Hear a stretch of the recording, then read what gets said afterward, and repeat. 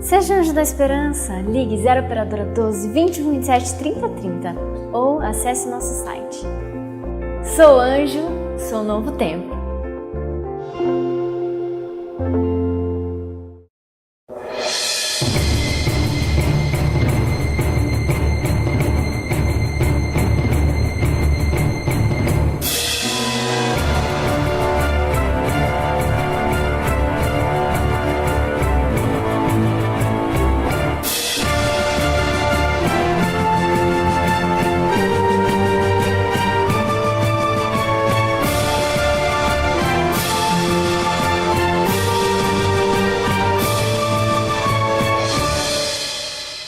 Olá, amigos do Bíblia Fácil, sejam bem-vindos mais uma vez ao seu programa semanal de estudo da Bíblia. Nós estamos aqui no Cevisa, no Centro de Vida Saudável em São Paulo, participando de mais uma temporada do Bíblia Fácil Daniel. E eu quero antecipar para você que nós já estamos preparando com muito carinho uma temporada que vai começar com a temática de Apocalipse. Então você já fica esperando que daqui a pouco chegará novidades no programa Bíblia Fácil. A cada semana temos estudado um capítulo e na última semana começamos a estudar os últimos 3 capítulos de Daniel, 10, 11 e 12, que constituem a 4ª e última visão do profeta. E hoje eu quero convidar você para nós estudarmos o tema Reis em Guerra. Vamos estudar o capítulo 11 de Daniel, que é um capítulo muito interessante, recheado de dados históricos. Nós vamos pincelar alguns deles e vamos entender que no levantar e no quedar dos impérios, império sai, império chega, mas Deus está conduzindo a história em favor de seu povo. E nós vamos caminhar para um momento em que Cristo vai se levantar para salvar seu povo. Então você é muito bem-vindo ao nosso programa. Agora, antes de começarmos o estudo, eu queria convidar a Mara. A Mara está conosco aqui participando desses estudos ao longo dessas semanas. E ela agora vai louvar a Deus com uma de suas canções. Obrigada. Mara, seja muito bem-vinda, que Deus a abençoe, viu? Obrigada. Qual a música você vai cantar? Como ela chama? O Céu é o Limite. O Céu é o Limite? Exatamente. E você vai ter acompanhamento, é? Isso, Luciano. O Luciano vai acompanhar? E o Jetro. Jetro. E o Jetro ao teclado. Ok, Isso. então vamos ouvir então. Muito obrigada pela oportunidade. Só lembrando que todos nós estamos aqui de passagem.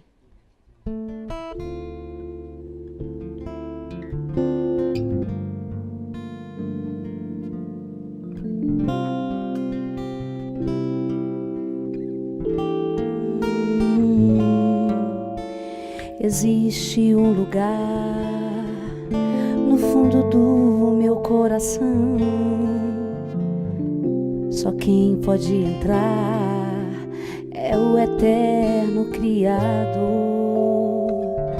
A porta que nos leva ao mundo sobrenatural e que nos faz entender que Ele é real. O céu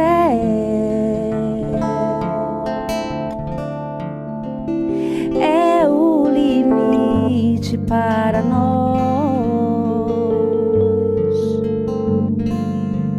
Para quem sonha os sonhos de Deus e não desiste de vencer, tudo pode acontecer. Lá do céu,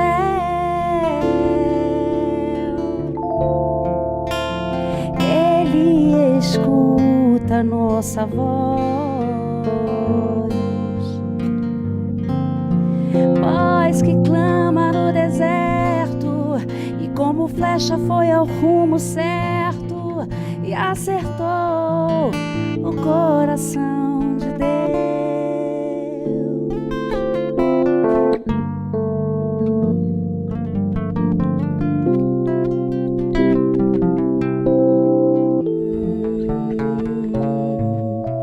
Existe um lugar no fundo do meu coração. Só quem pode entrar é o eterno Criador. A porta que nos leva ao mundo sobrenatural e que nos faz entender que Ele é real.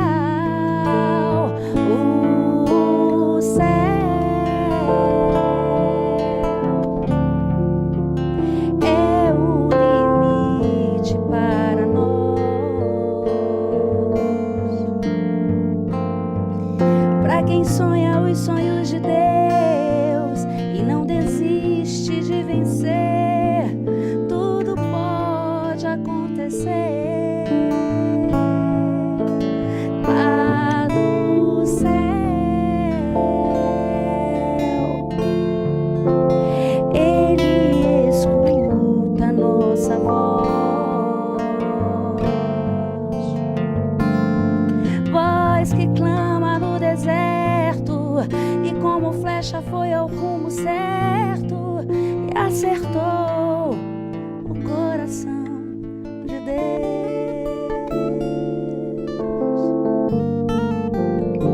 Coração de Deus.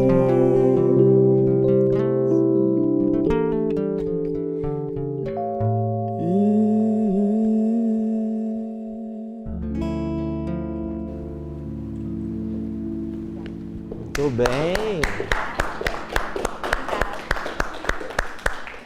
Obrigado, Mara. Obrigado, Geto. Obrigado, Luciano. Louvado seja Deus por essa bela canção. Isso nos prepara, né? Prepara o nosso coração para o estudo da palavra. Eu queria convidar você, que está em casa participando do Bíblia Fácil de hoje, a orarmos agora, pedindo a bênção de Deus para o estudo que teremos mais uma vez.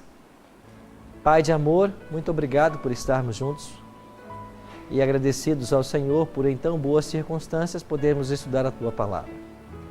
Abre nossa mente e nosso coração mais uma vez, a compreensão da mesma, e prepare a todos nós para um dia estarmos no céu contigo. É a nossa oração, em nome de Jesus. Amém.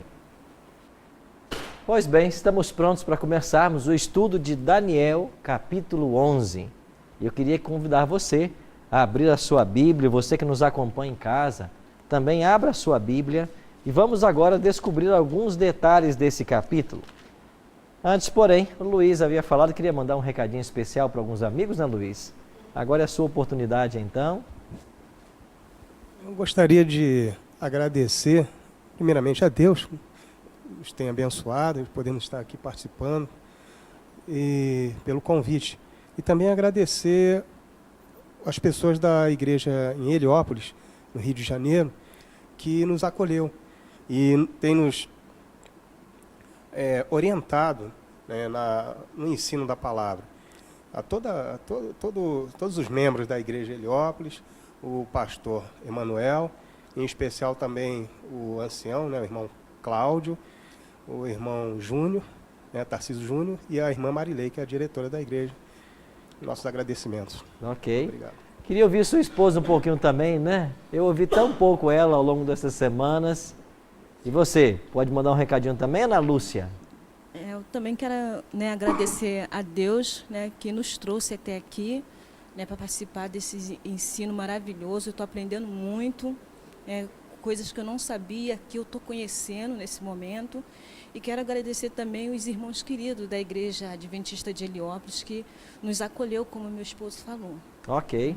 Agora é chegar lá e começar a explicar esse monte de temas de Daniel para o pessoal lá, né? Tem que chegar e começar a disseminar esse conhecimento. Chegamos então ao capítulo 11, nós vimos na semana passada de que essa sessão de Daniel 10, 11 e 12, eles fazem parte de uma mesma visão que Daniel teve e esses capítulos nos conduzem ao clímax da história e até a volta de Jesus. Assim, nós aprendemos que o cumprimento da profecia em todo o livro de Daniel, ele nos ajuda a desenvolver confiança em Deus. E a gente passa a confiar cada vez mais ao ver que as profecias vão se cumprindo ao longo da história. Vocês perceberam quantas vezes nós nos voltamos na história para tentar entender os simbolismos e os eventos? Por isso a história é a melhor intérprete da profecia, porque ela nos mostra em que direção Deus está agindo. E um outro detalhe interessante, Deus quer que os quadros proféticos sejam destaque, porque Ele pretende mostrar claramente para nós o que vai acontecer daqui para frente. E nós vamos perceber que o capítulo 11 de Daniel é um capítulo tremendamente histórico. E quando a gente estuda aqui sobre os reis do norte e os reis do sul, nós vamos aprender dentro da história como que a profecia vai se entrelaçando. Olha o que diz então Daniel capítulo 11, versos 1 e 2. Mas eu, no primeiro ano de Dario, o Medo, me levantei para o fortalecer e animar.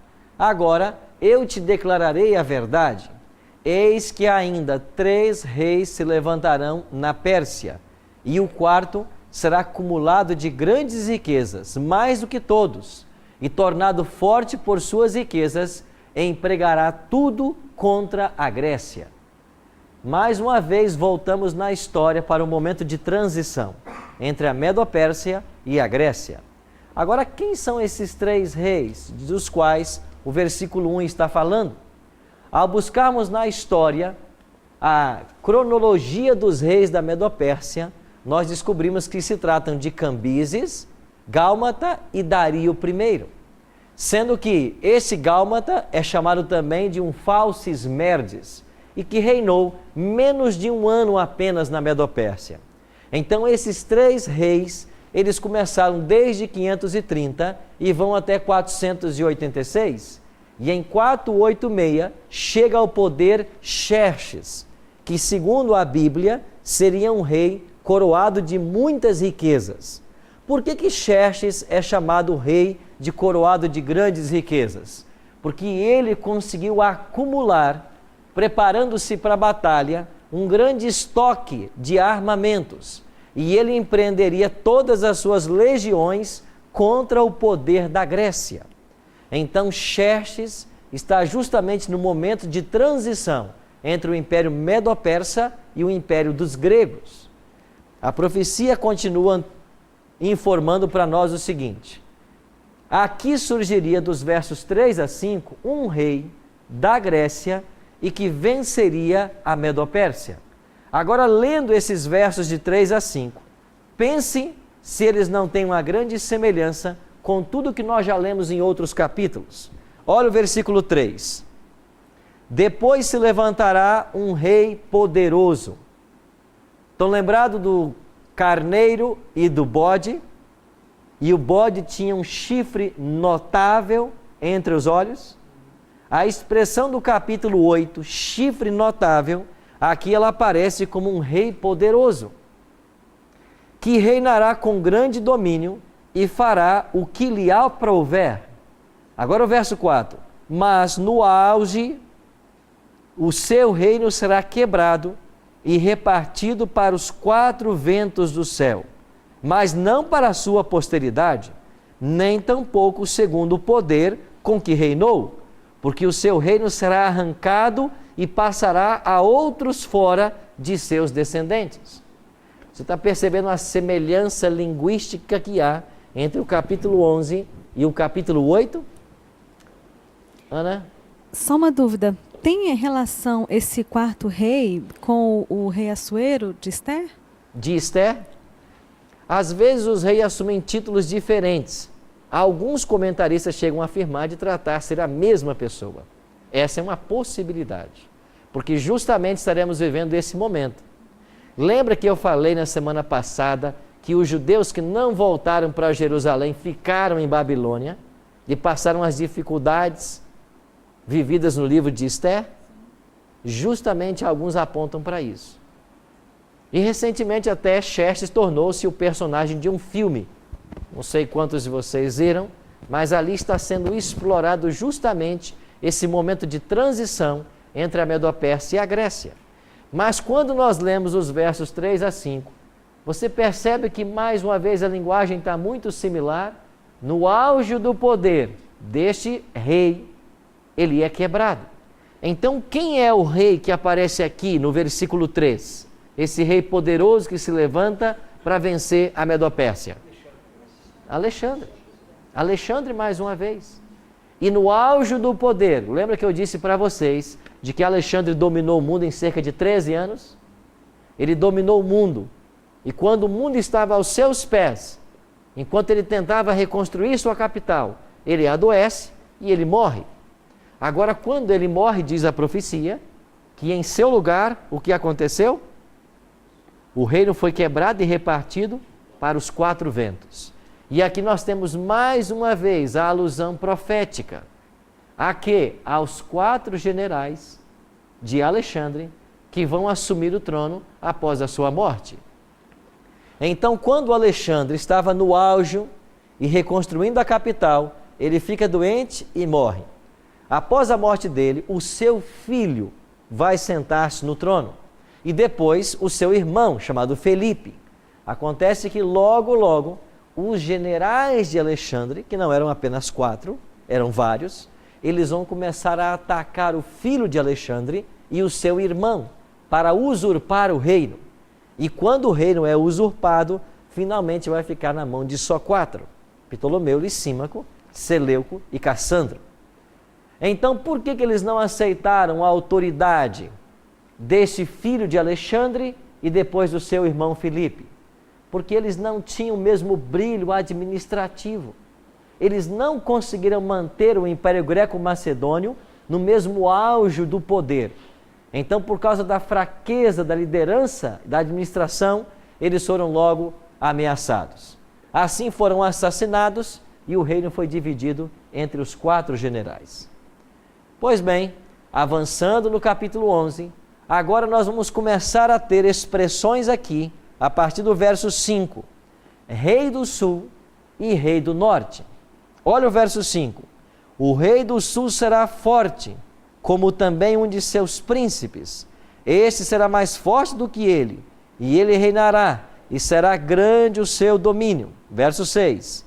Mas ao cabo de anos, eles se aliarão um com o outro, e a filha do rei do sul casará com o rei do norte, para estabelecer a concórdia.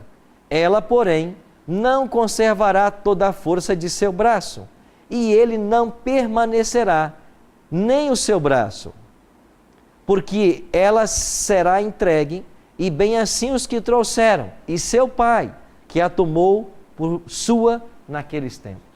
Você percebe quanto detalhe histórico a Bíblia começa a oferecer? O que acontece a partir do verso 5? Agora começa uma expressão rei do norte e rei do sul. Esta expressão rei do norte e rei do sul, elas são referências aos 2 generais que finalmente ficaram dos 4. Lembra que nós falamos que era Ptolomeu, Licímaco, Seleuco e Cassandro? Desses 4 generais, apenas 2 vão ter uma dinastia, justamente a dinastia Ptolomeia e a dinastia Seleucida. Então só Ptolomeu e só Seleuco, eles vão conseguir se firmar no poder. E a partir desse momento, o rei do sul receberá o nome de Ptolomeu e todos os sucessores dele, Ptolomeu I, Ptolomeu II, III, uma verdadeira dinastia. E o rei do norte receberá o nome de Seleuco, ou também Antíaco. Então, Antíaco e Seleuco serão os nomes dos reis do sul e a dinastia a partir desse momento. Então, nós temos agora na profecia 2 reinos que começam a brigar, porque o território dividido pelos generais de Alexandre começou a entrar em guerra novamente. E nestas guerras nós vemos uma mão de Deus. Por quê? Porque o império tinha que se enfraquecer para a chegada de Roma, o 4º império da profecia. Então começou a haver várias batalhas. E o verso 6 disse assim: ao cabo de anos eles se aliarão, e a filha do rei do sul virá ao rei do norte para fazer um tratado. Eles se casariam. Quando é que cumpriu-se esta especificação da profecia? Por volta do ano 250 a.C., o rei Ptolomeu do Egito e o rei Antíoco da Síria, eles tentaram promover um tratado de paz. E como isso aconteceu? Antíoco casou-se com Berenice, que era filha de Ptolomeu. Então, através de união, no casamento dos 2 reis, eles buscaram uma trégua. Só que essa tentativa foi frustrada. E por que ela foi frustrada? Porque justamente Antíoco já era casado. E ele era casado com a sua esposa, que tinha o nome de Laodice. Então ele teve que se separar de Laodice para casar com Berenice. Mas quando ele casa com Berenice, a filha do seu inimigo, para tentar unificar os reinos, ele percebe que ele amava ela mesma, era a esposa. E ele agora tem que deixar Berenice e voltar para Laodice, sua ex-esposa. Então ele faz isso. Antes disso nasce um garoto, dessa união. Berenice tem um filho, mas mesmo assim ele abandona Berenice e volta para sua ex-esposa. Agora acontece um problema muito sério. Quando ele volta para a ex-esposa, que agora volta a ser esposa, ela não confia mais nele. e pensa, a qualquer momento ele pode me deixar de novo. E o que ela faz? Ela mata todo mundo. Então Laodice vai justamente atacar toda a família. E ela vai matar então Antíoco, seu esposo, vai matar Berenice, a mulher com quem ele havia se casado, para tentar a unificação dos reinos, e também os servos e o filho que nasceu de Berenice. Ou seja, todos foram assassinados. A mulher era brava, isso mesmo.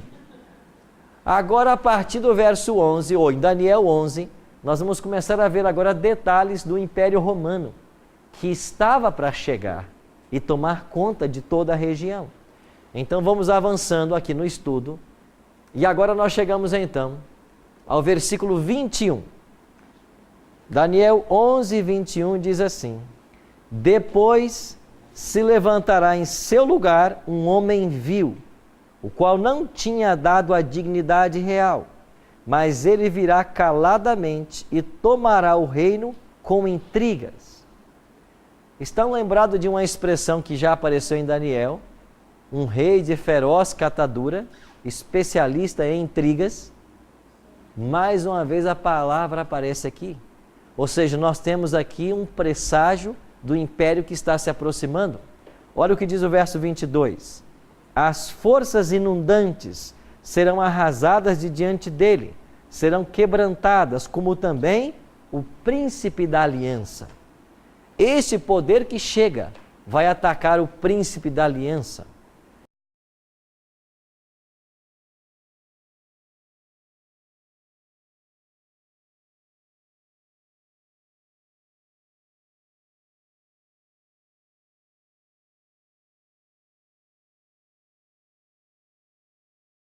Indícios da chegada do poder romano a Cristo. Nós iremos para um breve intervalo e assim que voltarmos, vamos continuar a compreender essa transição e agora a guerra contra o povo de Deus e como finalmente eles serão libertos. Já já estaremos de volta.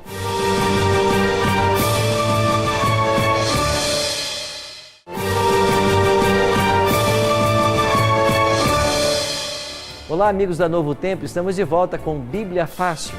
Se você nos acompanha e deseja receber em casa este guia de estudo inteiramente grátis com todos os 16 temas que aqui estamos abordando, você pode telefonar para Novo Tempo em horário comercial. Lembre-se, o nosso número é 0 operadora 12 21 27 3121. Se você não quer ligar, mas tem acesso à internet, acesse a nossa página novotempo.com/Bíblia Fácil NT. Lá você vai ter um formulário para você preencher com os seus dados postais e através dos correios a revista chegará em sua casa, num prazo de 15 a 20 dias. Aproveitando, queremos agradecer a todos os Anjos da Esperança, porque é graças ao apoio dos Anjos da Esperança que a Novo Tempo pode presentear você com todos os guias de estudos que nós oferecemos aqui. Pois bem, terminamos o primeiro bloco tentando compreender um pouquinho mais a respeito de Daniel capítulo 11, que é um capítulo difícil de ser compreendido pela sua variedade de detalhes. Começamos falando dos 4 primeiros reis da Medopérsia até Xerxes, depois vem Alexandre da Grécia, vence esses reis persas e ele se estabelece, mas no auge do seu poder ele é quebrado, o reino é dividido em 4 partes, os generais começam a dominar. Agora, em dado momento, apenas 2 generais se distinguem e você passa a ter 2 dinastias, Ptolomeia e Seleucida. E a partir de agora, os Ptolomeus e Seleucidas serão os reinos do norte e do sul, que vão começar uma batalha pelo poder. Chega um momento que eles tentam aliança, e então há um casamento com Berenice, mas aí o rei se arrepende, volta atrás, volta para a esposa Laodice. E Laodice, insatisfeita, manda matar todo mundo. É nesse contexto que é introduzido agora um novo elemento. Roma começa a aparecer, porque é o próximo poder que vai dominar na história. E acompanhe comigo agora o capítulo 11, versos 28 a 30. E vamos tentar descobrir alguns detalhes mais da história. Verso 28. Então o homem vil tornará para a sua terra com grande riqueza, e o seu coração será contra a santa aliança. E ele fará o que lhe aprouver, e tornará para a sua terra.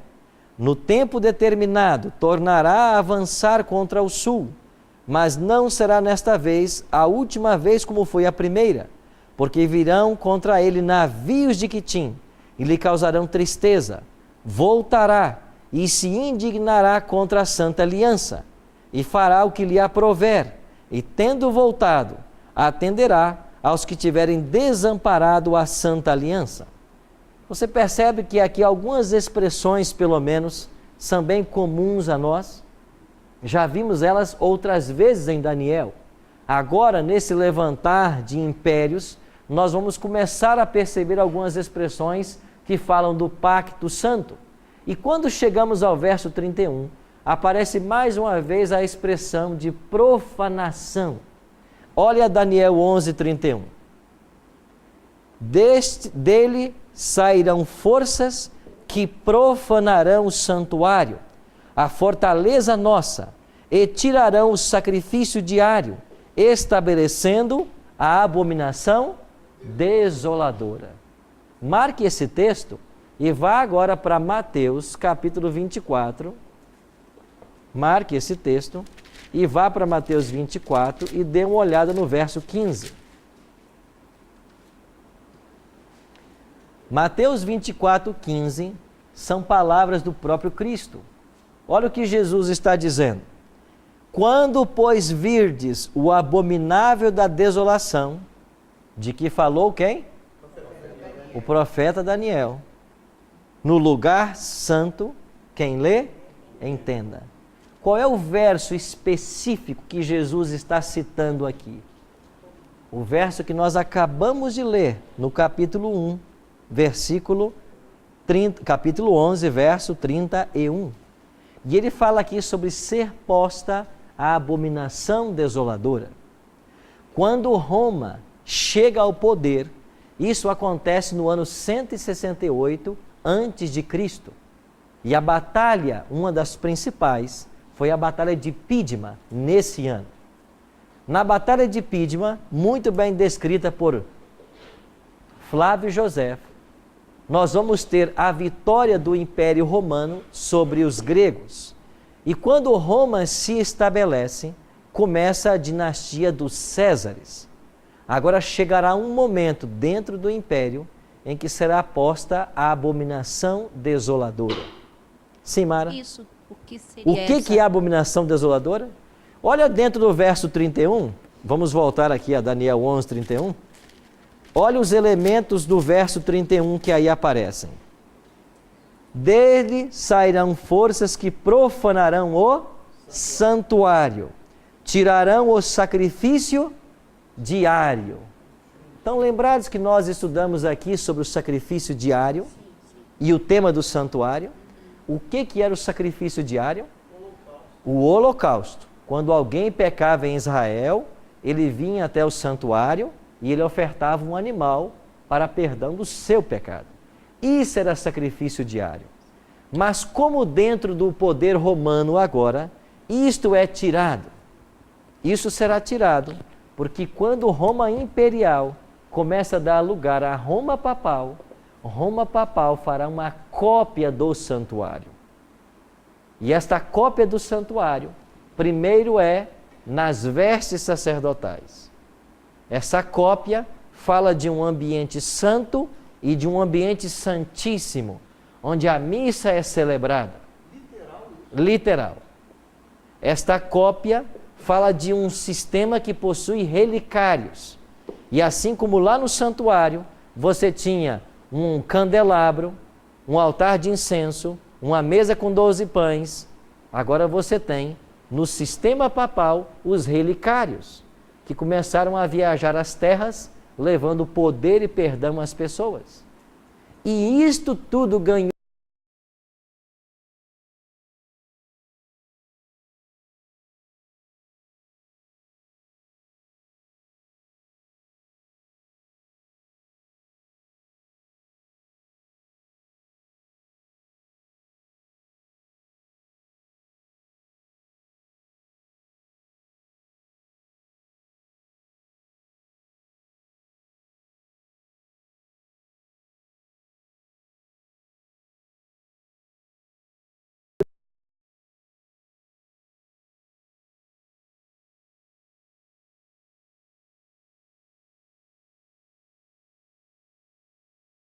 brancos, que era uma das tribos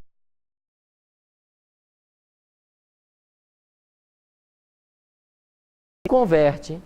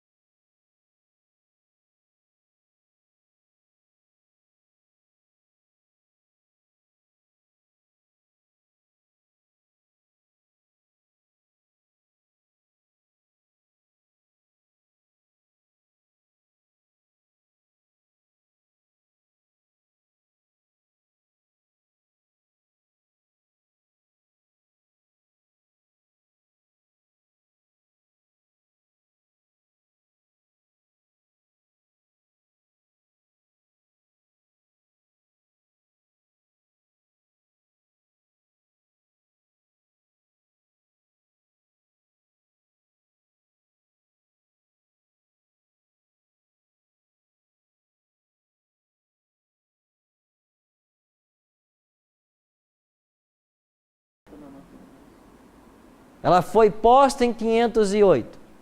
Mas se você viajar 1290, você vai ao momento em que o Papa é preso e um freio foi dado em todo esse sistema. Mara? Então, eu queria que o senhor falasse um pouco mais sobre a desoladora. Abominação desoladora. Isso, eu já entendi a questão do perdão, de mudar os conceitos. Eu gostaria que o senhor esmiuçasse. Ok. A abominação desoladora para Daniel, e Cristo faz referência a ela em Mateus 24:15, fala de um falso sistema que seria colocado no lugar do verdadeiro. Se no verdadeiro santuário havia os animais para serem sacrificados, e tudo isso era um tipo de quem? Esses animais que morriam prefiguravam quem? Cristo. Quando Cristo morre na cruz, ele é o Cordeiro de Deus, que agora nele cumpre-se a lei cerimonial, e ele vai para o santuário. E no santuário ele se torna quem? O nosso sacerdote. Estão lembrados disso? Sim. Ele agora é nosso sacerdote, do ano 31 até 1844. E de 1844 em diante ele é sumo sacerdote. Então, quem é que perdoa pecados? É o Cristo que está no santuário celestial. Só que agora a Igreja Romana cria na terra uma cópia desse sistema. Então, ao invés de eu me dirigir ao sacerdote celestial, eu sou motivado a me dirigir a um sacerdote terrestre, em busca do perdão dos meus pecados. Esta cópia falsa é que é chamada por Daniel de abominação desoladora. Agora leia mais um verso em Daniel 12. O que diz o próximo verso aí? Nós lemos qual verso? O 11. Lê o 12 agora. Bem-aventurado o que espera e chega até 1335 dias. Se você partir de 508 e viajar 1335, você vai chegar em que ano?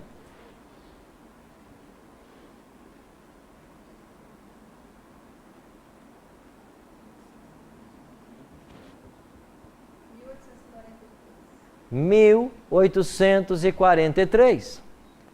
O que nós estudamos aqui que aconteceu em 1844? Jesus começou a oficiar no céu como sumo sacerdote. Estão lembrados da pregação de Guilherme Miller, do livrinho Doce na Boca e Amargo no Estômago, da mensagem alvissareira da volta de Cristo? Então Daniel está dizendo assim: bem-aventurado aquele que espera e alcança 1843, porque quem vivesse nesse ano veria um reavivamento espiritual em torno do livro de Daniel e em torno do tema da volta de Cristo. Pastor Marcelo. Eu toda a vida desconfiei de que Malaquias 4:2 fosse uma referência direta a esse tempo aí que o pastor está falando agora. Mas para vós, os que temeis o meu nome, nascerá o sol da justiça, trazendo curas nas suas asas, e vós saireis e saltareis com o bezerro da estrebaria. Ou seja, o texto fala de um momento de libertação também. Refere a esse tempo. Não sei se refere-se exatamente, mas pelo menos aí fala de um momento de libertação. Lembre-se que Malaquias foi o último profeta do Antigo Testamento, e ele está escrevendo aí por volta do 4º século antes de Cristo. Então pode ser que haja uma referência. Ele está depois de Daniel, pelo menos mais de 100 anos. O certo é de que finalmente o reino será entregue aos santos do Altíssimo. E eu e você podemos ser esses santos. E o reino nos está prometido. É por isso que Jesus falou assim: ao vencedor dar-lhe-ei se assentar comigo no meu trono. Estão lembrados dessa promessa no Apocalipse? Assim como eu venci e me assentei no trono com meu Pai. Então está prometido para nós um assentar-se no trono. Isso vai acontecer quando o reino for entregue aos santos do Altíssimo. Ana? É só porque eu tenho uma dúvida a respeito da questão de Cristo ser sacerdote, depois se tornar sumo sacerdote. Porque em Hebreus, mas em outros momentos também tem, mas em Hebreus fala que, tendo pois a Jesus o Filho de Deus, como o grande sumo sacerdote que penetrou os céus, conservemos firmes a nossa confissão. Porque não temos como sumo sacerdote que não possa compadecer-se das nossas fraquezas. Antes, foi ele tentado em todas as coisas e a nossa semelhança, mas sem pecado.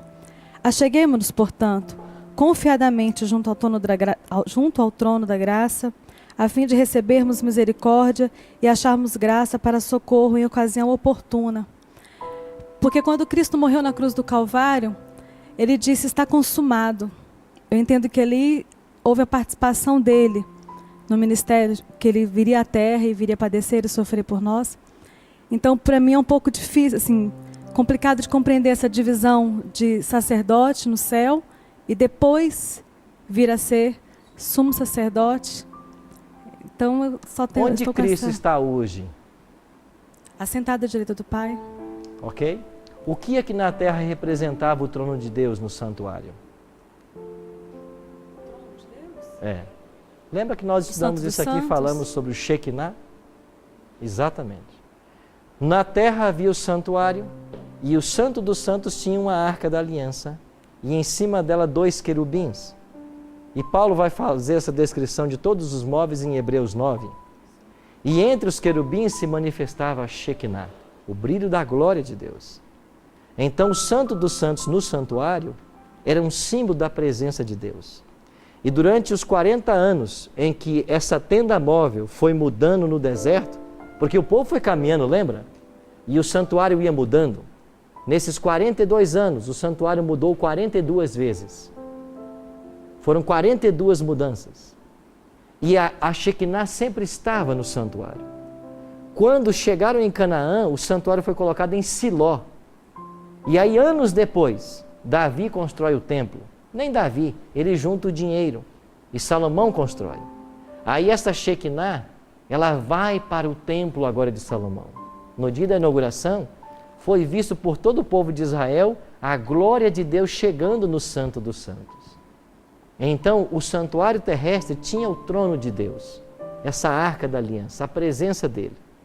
E se esse santuário terrestre é uma cópia do santuário celestial, como ensina Êxodo 25, 8 e 40, então há num santuário no céu, e há um trono onde Deus está, conforme ensina Apocalipse 4, o trono de Deus. Então Cristo está no santuário celestial, ao lado do Pai. Agora, esses sacerdócios terrestres, diz Paulo em Hebreus 7, eles eram tipos, sombras de uma realidade muito maior.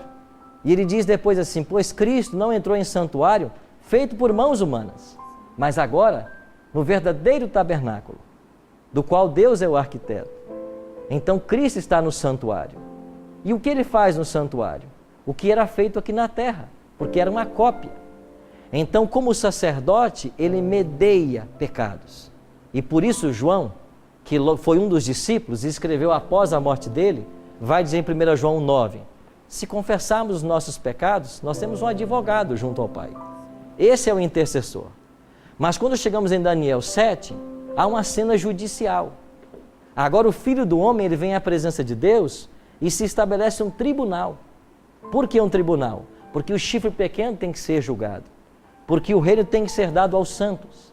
E aí você casa isso com Apocalipse 14, versículo 7. Temei a Deus e dar-lhe glória. Chegou a hora do seu juízo. E na terra, o juízo era o sumo sacerdote quem fazia. Era o dia da expiação. Então Cristo agora começa a julgar.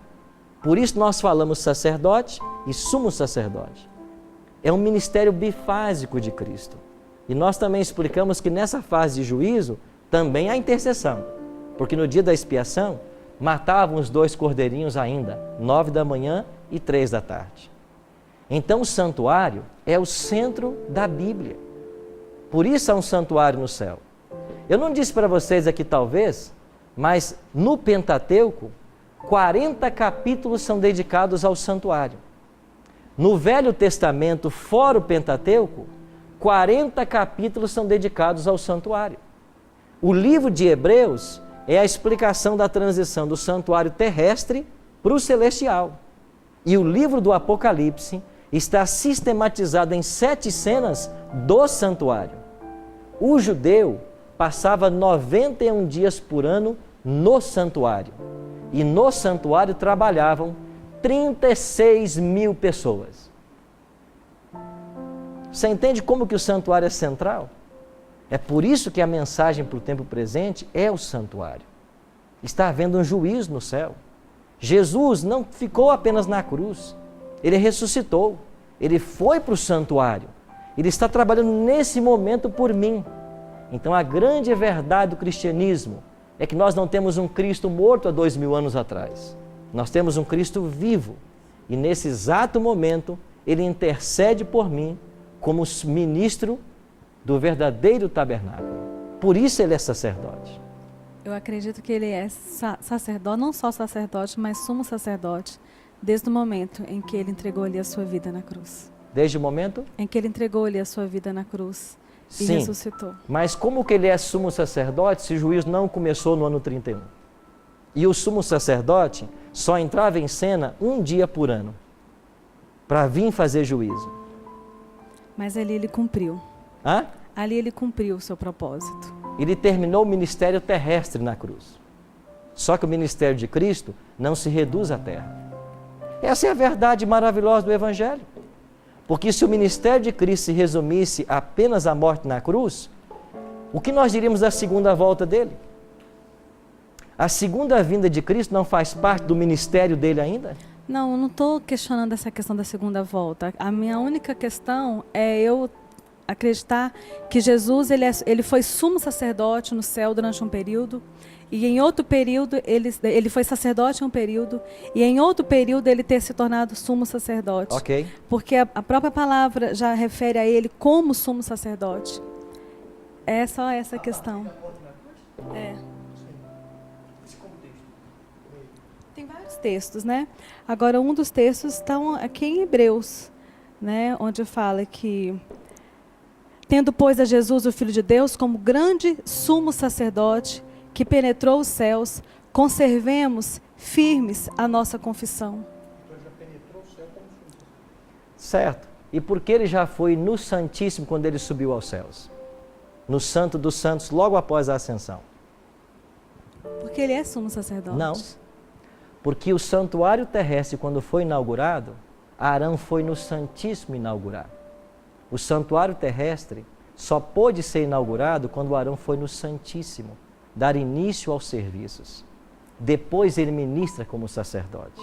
O mesmo faz Cristo. É por isso que Paulo diz aos Hebreus que ele foi além do segundo véu. Não para ser sumo sacerdote a partir de agora, mas para dar início ao seu ministério no santuário. Então, se nós não compararmos o que havia aqui na terra com o céu, e isso aqui é uma sombra, para tentarmos projetar uma ideia do que é o céu, porque veja, você não pode pensar que o santuário celestial é como o terrestre, onde Jesus pode estar nesse compartimento e não pode pisar ali até 1844. Não é isso que nós ensinamos. As funções são diferentes, mas não há um local no céu onde Jesus não possa estar, e aqui nunca foi dito que ele não podia ir ao Santo dos Santos. Oi? Mas quase que passou essa compreensão. Sim, eu sempre disse, fui cuidadoso em dizer, de que Jesus atuou como sacerdote e depois como sumo sacerdote. E em momento algum eu disse que ele não poderia ter pisado ali ou acolá, porque não há um local no céu onde Jesus não possa estar. Mas ler o livro de Hebreus é entender todo o ministério sacerdotal de Cristo. E esse ministério sacerdotal termina quando ele sair do santuário. Nós vamos ver na próxima semana, em Apocalipse 15, 8, que quando Jesus sair do santuário, o que vai acontecer? Vão cair as 7 pragas. Você percebe que todos os eventos proféticos estão ligados ao santuário? Fecha-se a porta da graça, porque ele sai do santuário. Mas quando ele sai do santuário, lá fora tem 7 anjos esperando ele, com as 7 taças das pragas. Você percebe que a ascensão dele liga com o santuário e o final da intercessão termina com o santuário? Então a gente pensando no sacerdócio de Cristo como sacerdote, depois sumo sacerdote, poderíamos pensar que seria um sacerdócio mutável? Ou seja, Cristo é sacerdote e depois sumo sacerdote?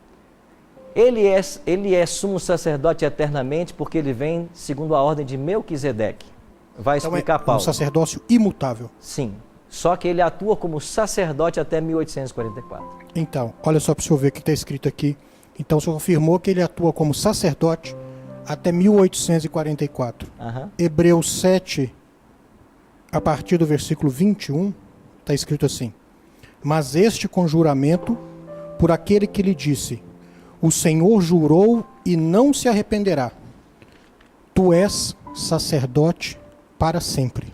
O sumo sacerdote ou sacerdote? Sacerdote. E por que foi dito há pouco por você que Jesus não é sumo sacerdote sempre? Deixa eu acabar de ler o 22. Por isso mesmo, Jesus se tem tornado fiador de superior aliança. Ora, aqueles são feitos sacerdotes em maior número, porque são impedidos pela morte de continuar.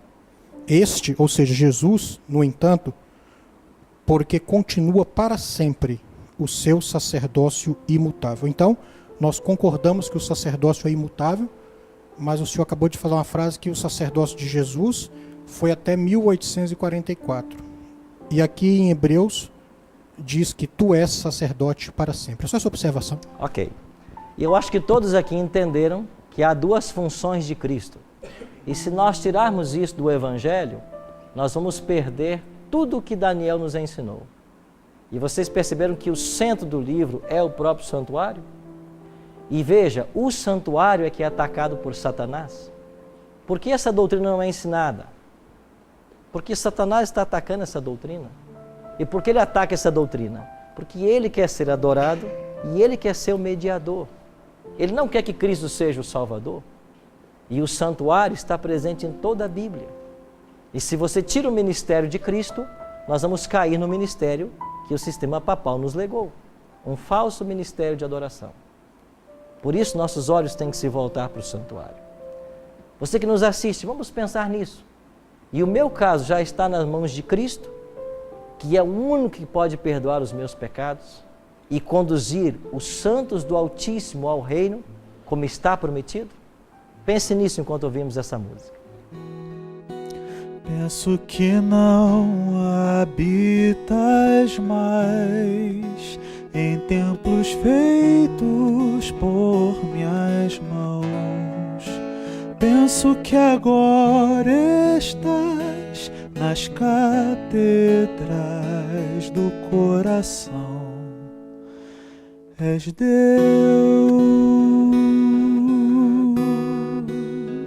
és Deus.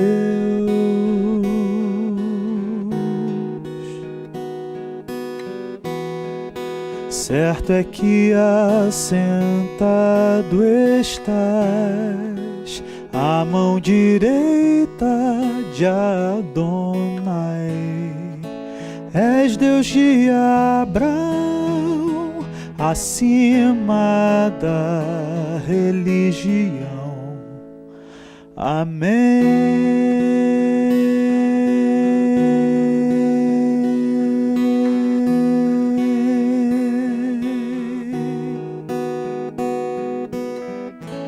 De uma ordem superior,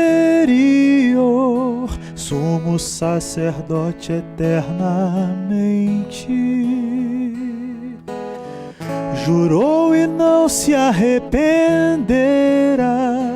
assim te chamarás. Quem diz é Deus o Pai.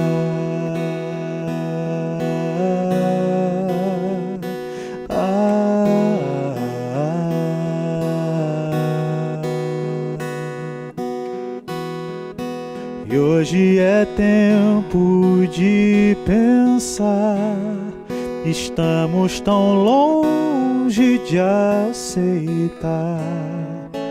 No ramo de Judá, o Nazareno era Deus.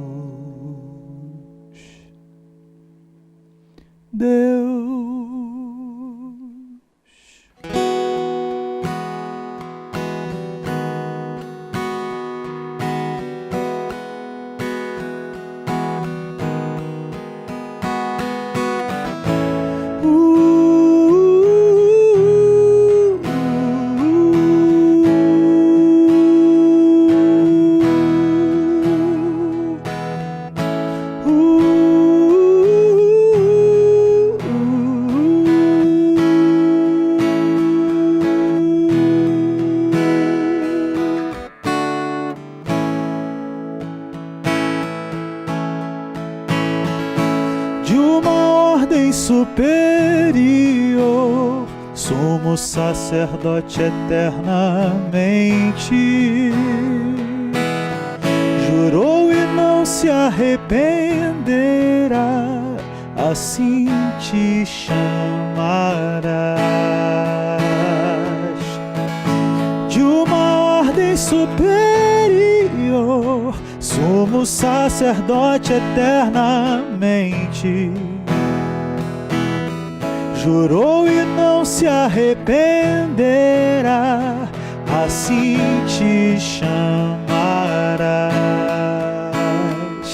Quem diz é Deus o Pai, o Pai.